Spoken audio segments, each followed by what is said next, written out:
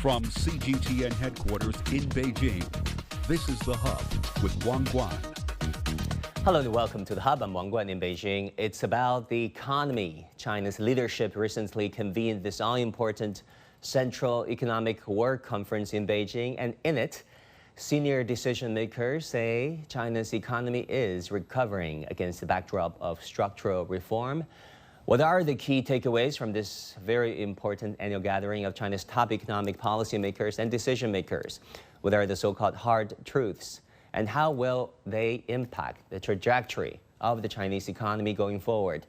Now, to take stock of all these important questions and to take a look at the Chinese economy, I'm pleased to be joined by Liu Baocheng in our studio. He's the Dean of the Center for International Business Ethics at the University of the International Business and Economics. I'm also joined by Gilles Djon in Shanghai. He's the Director of Business Operations at the African Chamber of Commerce in China. And also in Beijing, we have Andy Mok, Senior Research Fellow at the Center for China and Globalization. Welcome, gentlemen. Let me start with you, Andy. There are so many ways to look at these important messages from this all-important economic conference of China. What's your rating of it? What messages did you pick up? Well, thanks for having me on, Wang Guan. So I think I had two important takeaways from this meeting. The first is that it's a validation that China's long-term economic strategy is largely correct. And the decision from the work conference is stay the course with some minor modifications. The second is that the call to adhere to high-quality development as the hard truth for the new era. And this makes me think of an American business self-help book that was called What Got You Here Won't Get You There. How successful people become more successful. And that there are new realities that China has recognized and is adapting to that perhaps we'll have more time to explore later. No, explain to us. I mean, that was a fascinating book. I think that was issued that was published more than 10 years ago. A fascinating title, and maybe even more fascinating content. Yes. So when we look at what got China to where it is today, so from 1978 to 2023, we're looking at 45 years of economic reform. It's been nothing short of an economic miracle, and it relied on a low-cost workforce, attracting foreign investment, and access to certain foreign markets. So this is what got China here. Going forward, we can see that China is much closer to the frontier of advanced technology. So it really has to emphasize R&D, commercialization of technology, versus looking to others for technology. We also see a more complex geopolitical environment with conflicts in Europe, with Ukraine, conflicts in the Middle East, that this really makes the world a more dangerous and complex place. And we also see new partnerships emerging, say, with Russia, which is on track to do something like, what, 200 billion in bilateral trade with China. So what is going to get China to the next stage of success will not be what got it to its current stage of success. So I think this is the hard truth that the government is confronting. Right. Thank you for putting light on all these important issues. Gilles, how do you look at the important decisions, assessments coming out of this important work conference of China, which will hopefully set the tone for the Chinese economy going into the next year? Thank you for inviting me. I had the same assessment as the talking before me. Basically, we have the sense that the central government, try to stay the course. I mean, they want to make sure that the Chinese economy is robust because we are entering a very fragile environment. And what we can get from that meeting was how to make sure that the Chinese economy is strong enough to face the challenges that are coming. we can see from Europe, the European Union policies when it comes to China that we have a very antagonistic approach when it comes to all the policy regarding the de-risking or the decoupling, or even when you just look at the media, the way China is perceived in Europe has shifted now, and this is also hurting China when it comes to exports. We have seen a sharp decline when it comes to exports from China to Europe, from China to the US. On the second hand, we can also see that the situation between China and Africa has stayed actually, let's say, steady. We have more economic cooperation between China and Africa, and I think this is something that the Chinese government can build on and trust on the fact that the African governments are going to be supporting the development of what a country like China that has always been closer to African countries. Yeah, exactly. We'll talk about China's external trade, but last time we checked, China-Africa trade grew by some 10% so far. Exactly. We're into the last month of the year. Professor Liu, what are your major takeaways from this economic conference? I think the logic is very clear. First, the assessment of the general environment we are facing both at home and abroad, identify those challenges and opportunities that are lying ahead. And then the mean would be high quality growth through innovation drive. And the goal is to achieve the Chinese way of modernization, and in which we need a balanced and harmonized approach to a number of contradicting problems. One is how to balance the supply side together with the driving of the consumption. The other is how to balance the environmental quality versus economic growth. And then the key is what people really can get out of it. And by having that, we need to boost the confidence of all the business communities, be it foreign businesses, state-owned ones and private ones. So confidence is something that is very important. Therefore, we do need, first of all, to have a steady course of the current economic structure and gradual institutional changes. But in the meantime, we continue to support the growth of high-tech industry, which can really lead the smooth but also steady transformation for China to reduce the labor intensity and resource intensity and turn into a green economy and a high value-added ones. And it is a tough balance sometimes when you talk about the ESG, the corporate responsibilities, especially the environment, the meeting China's dual carbon goals versus ensuring a steady growth rate, which will mean a whole lot for the employment of the youth, and for the livelihood of many sectors. Yes, absolutely. If we look at the first 20 years of the Chinese reform, much was handled through deregulation. So as long as the government plays a hands-off policy and empower more of the grassroots organizations to deal with economic decisions, we were there. So we achieved double-digit growth. But now we are facing a tough challenge of integration versus deregulation. And by integration, we have to deal with more variables and address the complexities we are facing.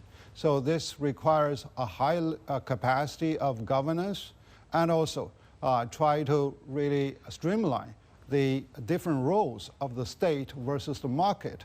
And also that we are facing a lot more headwinds from the global environment, and in which China will have to hold a steady course to be responsible for the Mother Earth by continued our drive in green development. And in the meantime, we need to feed this 1.4 billion people with productivity, and also that we need to hold the banner for the Belt and Road Initiative by providing more of the enabling environment for our partner countries. So all of which really add up to be confusing, but in the meantime, it is really something that requires the Chinese leadership to work with the Chinese people, to work with the business community, to really move on a spearheaded way towards building the resilience and achieve forging ahead. Yeah, building resilience and forging these institutional changes. That is no easy task. Andy, let's talk about the drivers of China's economy. We have so many new normals as we speak, which is part of high development and new development growth that has been publicized by the Chinese leadership.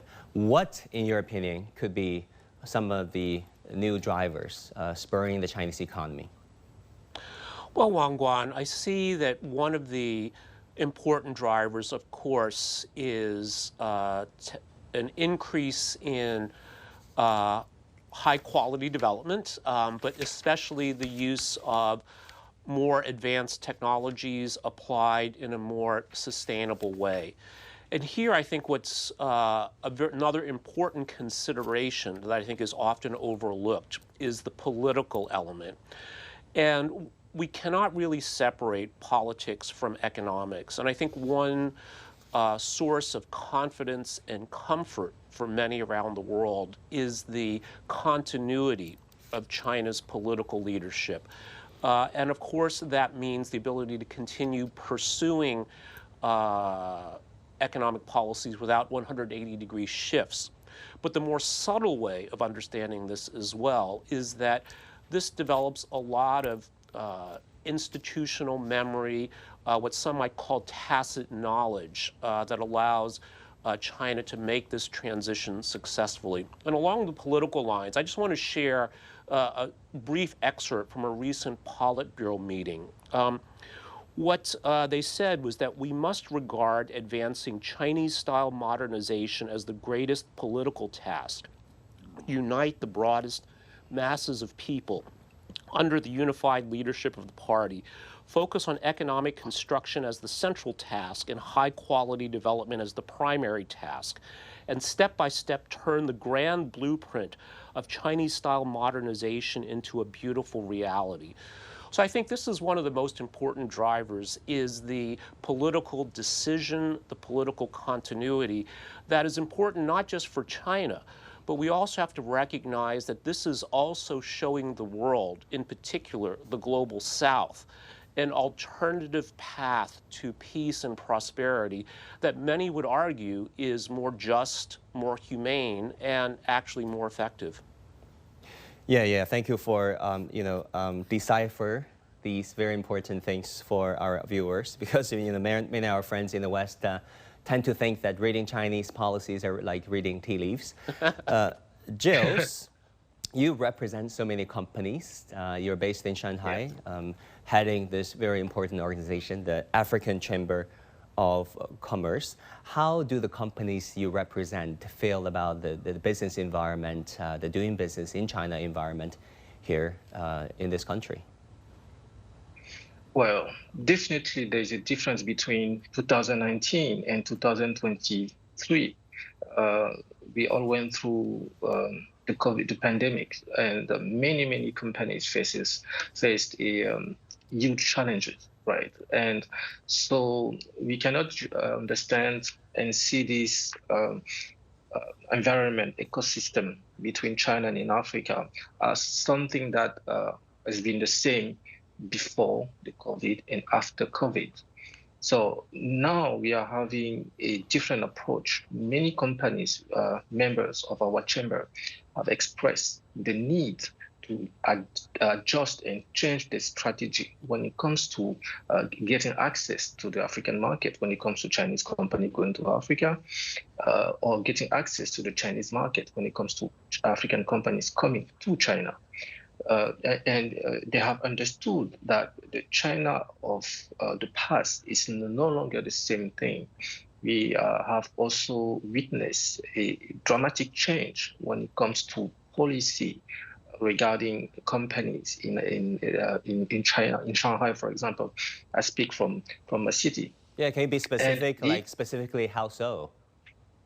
Yeah, for example, you have had many companies have had challenges getting invitation letters, right? If you want to have your African partners to come and visit you for a business visit, you have a very difficult policy when it comes to having visa. You kind of see some kind of double standard because at the same time you have European countries having visa-free access to China, but African businesses having challenges coming to China. We have many companies that have canceled their travel to China because of visa policies, and this has changed. Before COVID-19, it was more open. Now, yes, the challenge has made it very difficult for African business people and African companies to work closely with China.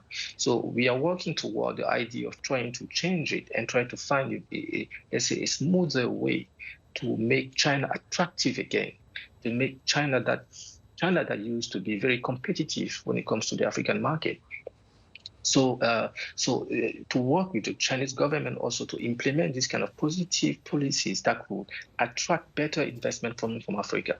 Because just a final word, we have received many requests from African businessmen trying to understand how it could be suitable for them to invest in China because they don't have like most European countries, enough access to the Chinese very lucrative investment markets. So working with the Chinese policies, authorities in China, and also with African government, we plan on having something to kind of tap into this new innovative market that China has become. Yeah, thank you for sharing with us these very important questions. I think many of those who are watching our programs are from the Ministry of Foreign Affairs and the State Administration of Immigration, and I think fair to say that they have been very responsive to concerns of our friends from around the world, and thank you for flagging all those issues on behalf of those African companies. Professor Liu, talking about industrial growth, a major gauge of industrial activities say that there has been a moderate expansion, especially when it comes to the green energy sectors. The production of output of renewable energy products experienced particularly strong growth. Solar energy batteries grew 63% year on year. EV charging piles grew 34%. New energy vehicle grew 26% year on year. Those are actually the silver linings of the Chinese economy. Yes, definitely the green energy part is really a major driver for Chinese continued growth, and also it's really pointing to the future. And but in the meantime, I think the government work report also points out a very important notion: the establish before you dismantle, which means that we are not really doing a complete dramatic frog leap into those new arena. Although they are the ideal, they still need a further consolidation. For example, we still rely heavily on the coal burning for power generation, more than 50%. And before, the entire power of the new energy, be it solar, wind, etc., they can really sustain lion's share of the Chinese power market. We still have to make a very delicate balance, although the direction is very clear. And the other is that more of the knowledge content combined with the digital transformation is being unfolding the power of productivity.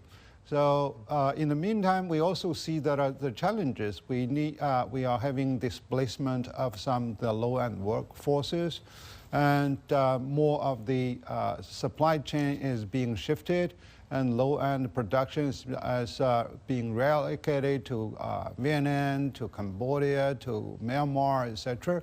So during this important transitional period, the key is stability and also capacity building.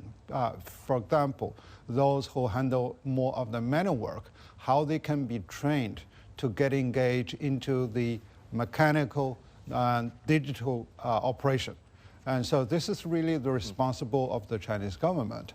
And the other is that how we can really give the better enabling environment for businesses to work together, particularly in terms of level playing fields. So right now, I think our African friend has really pointed out a very important issue. The long tail effect of COVID management is still being felt because we do need higher level of transparency and consistency in our policy towards all businesses, be it from Africa, from European Union, from the United States, and also from our home. Yeah, for sure, for sure. Our African friends are very important trading partners. Actually, last time we checked, the BRI countries and their trade with China constitutes something like 46% of China's entire external trade in the year past. Very important trading partners. Andy, Professor Liu just talked about a very important issue that is productivity gain. At the end of the day, it's about costing less, using less energy and resources to produce the same amount of output. What are some of the things that you see as potentially uplifting China's productivity going forward? No, that's such an important question, Wang Guan. And I think this is also another dimension of the hard truth of high-quality development in the new era, in that it cannot be just growth for growth's sake without considering the impact on the environment. And one of the most important areas I see here that China is emphasizing is the use of AI. So I'll give you an example. Companies like Google, like Amazon, like Huawei, like Alibaba are in the data center business, providing cloud computing. And energy cost, especially cooling cost, are a very large component of these expenses. So Google recently implemented something they call Deep Cool, which is based on DeepMind, their AI company, that reduced total energy costs in their data centers by 15%. And this is a company that hires some of the most talented, experienced data center professionals in the world. And they're lucky to reduce expenses by a couple of percent. So I think this shows the potential when you have a state-led approach to the implementation of artificial intelligence, not just for consumer applications, but for these largely invisible, but still vitally important applications like the use of energy in data centers. So I think this is one very, very important area to keep an eye on, in addition to solar panels, electric vehicles, batteries, et cetera, that I think Professor Liu did such a great job of explaining. Yeah, Andy, another very important question that is foreign investment. Some foreign companies, let's face it, left China. Many others chose to stay in China. What can China do differently, or even better, to attract more foreign investors and to retain more foreign investors? Well, I think China's done a very, very good job of creating a positive environment for foreign business here. Certainly, there's areas for improvement. Now, one thing that is unfortunate is the, I think, unjustified negative media coverage that creates this narrative that foreign businesses are abandoning China for various reasons, changes in policy, change in sentiment. One area I think that the media is correct, though, is that some of this is due to American pressure, unfortunately, that's making it difficult for even American businesses to operate in China. So certainly there could be some diplomatic progress to make that better. I think what China is doing with this Invest in China brand certainly helps. And I can't help but think of what Joe Nye, who's the China chairman for McKinsey, said, that the next China is China, because there's still enormous untapped consumer potential here. Professor Liu talked about integration, so that is a challenge, but it's also an opportunity. If China can make manufacturing, distribution, and consumption more streamlined, more closely integrated, that's not just a big benefit for Chinese businesses, but foreign businesses as well. And it's not just those in the consumer sector, but all along the value chain. So I think Wang Guan, some of this is overblown, that there's a negative environment for investing in China. But at the same time, there are certainly PR things I think that can be done better, and continuing with the integration that Professor Liu mentioned certainly will be more attractive for foreign investors. Yeah, true story, true story. Jilles, do you want to respond to what Andy has just said? Andy made a good point. I think it's important for the Chinese government to improve, I will use a more subtle word, the soft power when it comes to attracting new companies. The company that used to work with China for over decades, especially from the African side, they have not changed. From my knowledge, I've never heard a company saying, because of the COVID, I'm going to stop working with China. But there are new companies that have never worked with China. They are the one exploring, let's say, different opportunities. They want to try Turkey, they want to try Vietnam, they want to try Cambodia, and they are kind of comparing China with these countries. And our job and our position is try to explain to these companies that China offers something that you won't find anywhere else, a combination of all the production factors. You have educated, skilled laborers, you have infrastructure, a logistic that is, there's no way to compare the Chinese level of infrastructure and logistics when it comes to this kind of business.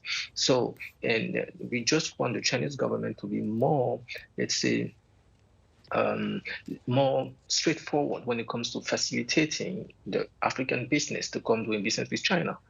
That's why in the previous discussion, I was talking about the visa policies to make sure that African companies can come and explore the African market, see the potentialities, what is new.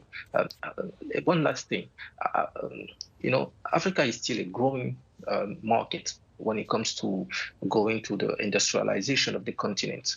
We are moving from a phase where we used to be only importers to a phase where we want to become industrial continent.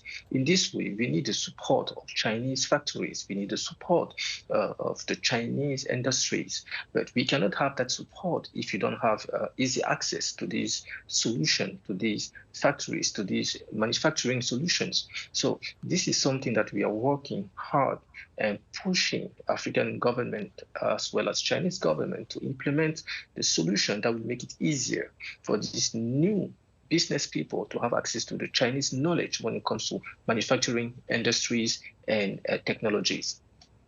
Very quickly, Professor Liu, did the Western analysts got it right when they talk about the attractiveness of the Chinese market?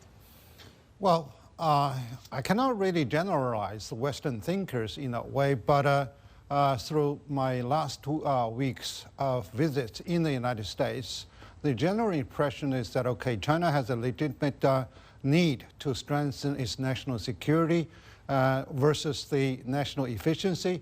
But what is really required by the international business community is that we need a high level of clarity. For example, in dealing with national security, information control, espionage law, etc. So, with more of the ambiguity, and there's going to be a sort of a chill effect among all the stakeholders involved. So I think now all the relevant ministries are working out a number of guidelines and procedures to streamline the interpretation of those laws. For example, what is really the institutional opening and what is really the national security. Yeah, more explaining is required, obviously. Thank you very much, Professor Liu. Andy, thank you. And Jilles, thank you very much. That will do it for this edition of The Hub. Thank you for watching.